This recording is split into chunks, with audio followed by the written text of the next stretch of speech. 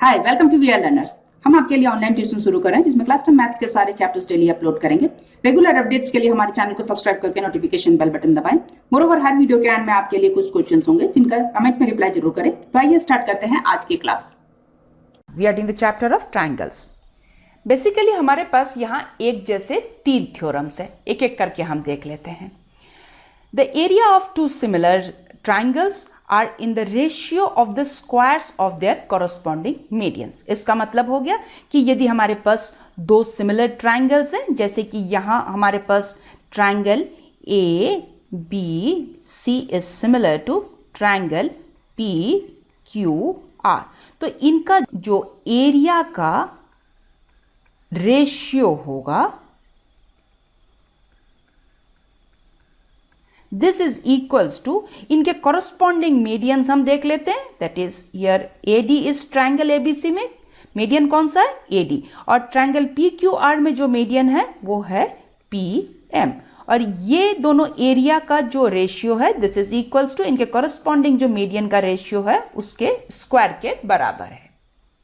अब next theorem है the area of 2 similar triangles are in the ratio of the squares of their corresponding altitudes। So यहाँ हमारे पास 2 similar triangles हैं, triangle A B C which is similar to triangle P Q R।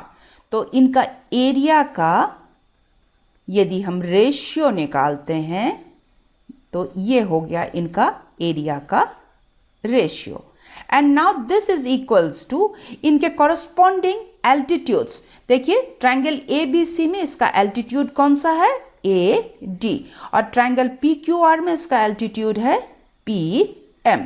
तो ये हो गया इनका corresponding altitudes का ratio, और ये हो गया इनका होल थिंग स्क्वायर। इसका मतलब हो गया कि इन दोनों सिमिलर ट्राइंगल्स का एरिया का रेशियो इज इक्वल्स टू इनके जो एल्टीट्यूड का जो रेशियो है उसका स्क्वायर के बराबर है।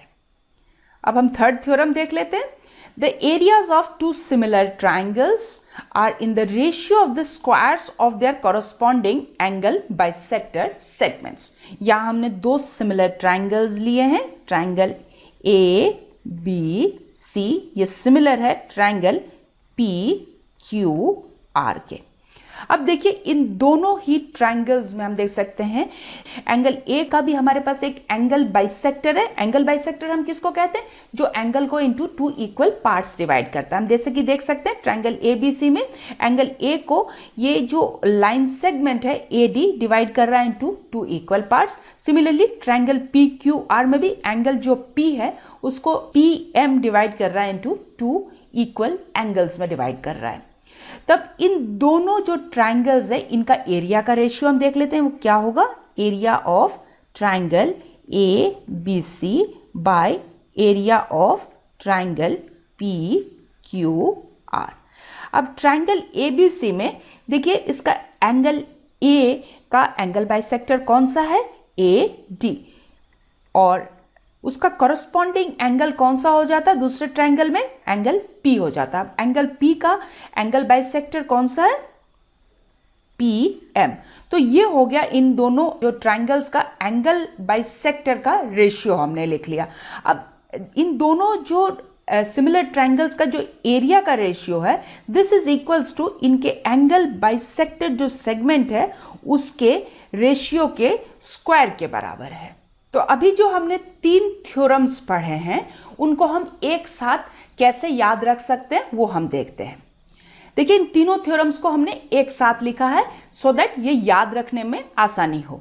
The areas of 2 similar triangles are in the ratio of the square of their corresponding medians, altitudes और एंगल बाइसेक्टर सेगमेंट्स। अब देखिए लास्ट क्लास में हमने 3 थ्योरम्स और भी पढ़े थे जो इसी तरीके से हमने याद रखा था, उसी को एक बार वापस देख लेते हैं। वो 3 थ्योरम्स हैं, एक साथ मैंने क्लब करके रखा है, पॉइंट वाइज लिखा हुआ है, वापस पढ़ के देखते हैं। इफ 2 ट्राइंगल्स आर इक्विएंगुलर, इसका मतलब यदि 2 ट्राइंगल्स सिमिलर ट्राइंगल्स हैं, then the ratio of their corresponding sides is same as the ratio of their corresponding medians, angle bisector segments और एल्टीट्यूड्स। अब देखिए इस तरीके से यदि हम पॉइंट वाइज लिखते हैं तो याद रखना थ्योरम्स कितना आसान हो जाता है। तो देखिए ऑल टोटल 6 थ्योरम्स हमने एक साथ याद रख लिया। आइए अब देखते हैं आज के सवाल। आप जल्दी से कमेंट में इनके रिप्लाई करें। मोरओवर हमारे चैनल को सब्सक्राइब करके नोटिफिकेशन बेल बटन दबाएं सो दैट आपको हमारे वीडियोस के अपडेट्स मिलते रहें। सो आज के लिए यहीं तक। See you in the next class. Thank you.